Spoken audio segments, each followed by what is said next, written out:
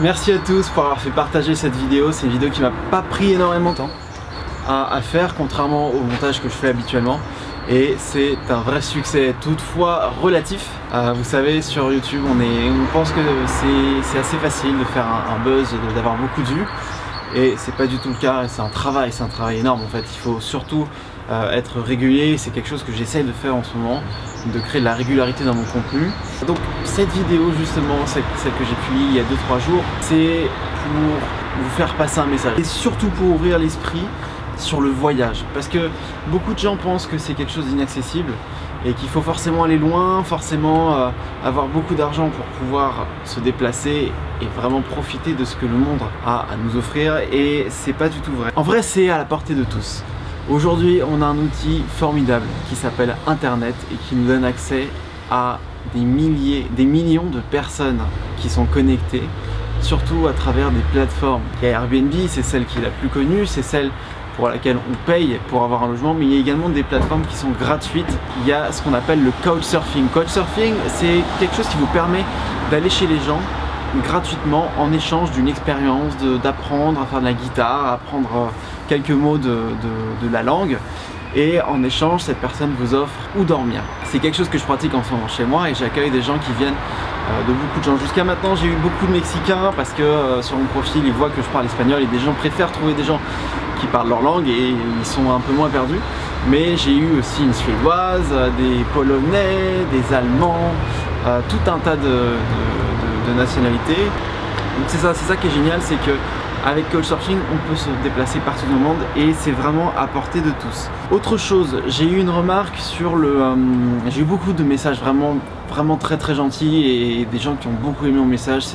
Ça leur a apporté un air frais. Parmi ces messages, j'en ai eu un qui me disait, en disant que quand tu parles des blogueurs et des vlogueurs qui voyagent ensemble, ceux-là n'ont rien compris au monde, au voyage, on m'a dit que j'étais un peu étroit d'esprit en disant ça. En fait, je suis pas étroit d'esprit, c'est juste que ce que j'ai voulu dire, c'est que les blogueurs et les vlogueurs montrent qu'en voyageant à plusieurs, on se marre beaucoup plus, et c'est totalement faux.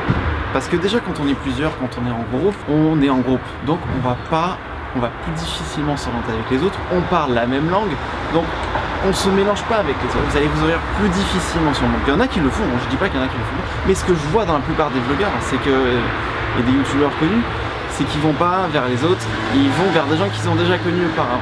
C'est pas être fermé, et franchement vous pouvez bien sûr voyager à plusieurs, ça y a pas de problème, je suis pas contre ça. Moi je voyage aussi avec des amis, j'étais en interrail avec un de mes grands amis, Alexis, et c'est quelque chose de super important aussi quand on partage.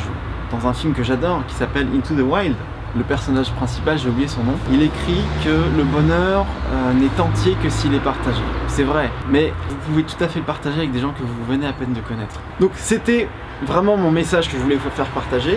Beaucoup de gens n'osent pas se lancer, et particulièrement les filles, parce que les filles pensent qu'il y a du danger. Évidemment il y a du danger en France, il y a du danger partout dans le monde, et c'est une question surtout de bon sens. Il faut analyser la situation. Si vous sentez que vous allez dans un coin qui est un peu craignos, qui ne vaut pas la peine même d'être visité, ça ne sert à rien. Normalement vous le sentez, on a quelque chose, nous tous les humains avons une sorte de sixième sens, enfin une sorte de sens qui nous permet d'évaluer la dangerosité d'une situation et si on va se mettre dans le pétrin. Un exemple tout simple, ce qu'on peut faire, c'est quand on est à l'étranger, on demande aux locaux si ce coin est bien, si ce coin est dangereux, si ça vaut la peine de le visiter. Moi ça m'est arrivé, typiquement j'étais à Mexico et je voulais aller dans un coin qui s'appelle la place Garibaldi. C'est là où il y a tous les mariachis, où il y a beaucoup de musique. Alors j'ai demandé à quelqu'un, parce que j'avais lu sur internet que c'était parfois craignos, notamment sur Foursquare aussi. Vous pouvez utiliser l'application qui s'appelle Foursquare, qui permet d'avoir des avis sur des endroits, des restaurants. Alors on m'a dit, peut-être qu'il y a quelqu'un qui vient de se réveiller. Alors j'ai demandé à un local, j'allais à cette place, je lui ai demandé est-ce que c'est une bonne idée d'y aller. Il m'a dit oh là là non je pense pas, en plus il est tard, t'as ton appareil photo, je pense qu'ils vont essayer de te le piquer, fais assez attention. Le mieux c'est d'y aller sans équipement, sans argent, et d'y aller comme un badaud quoi. Je me suis dit je vais remettre ça plus tard, finalement j'y suis pas allé. Mais je me suis dit ça sert à rien d'y aller, je vais pas perdre mon temps, je vais pas me sentir en danger. J'ai pas envie de passer dans un endroit où je vais me sentir en danger, j'ai envie de profiter et d'apprendre des choses. Voilà pour les filles, c'est pas... Regardez, moi je suis un garçon, je suis pas spécialement grand, donc il peut m'arriver aussi d'être en danger. J'ai un peu la taille d'une fille, je suis 1m72, mais je fais en sorte d'être... Bon, ok, je suis un homme, mais je fais en sorte vraiment de me mettre le moins en danger possible et pas faire comme dans des cas extrêmes, comme dans J'irai dormir chez vous. J'ai vu un épisode, c'était même pas un épisode, c'était peut-être même le film, la version J'irai dormir à Hollywood, et il s'aventure dans un ghetto vraiment, et on voit qu'il sent en danger, et il sent même qu'on va essayer de lui voler son matériel. Donc il se barre très vite.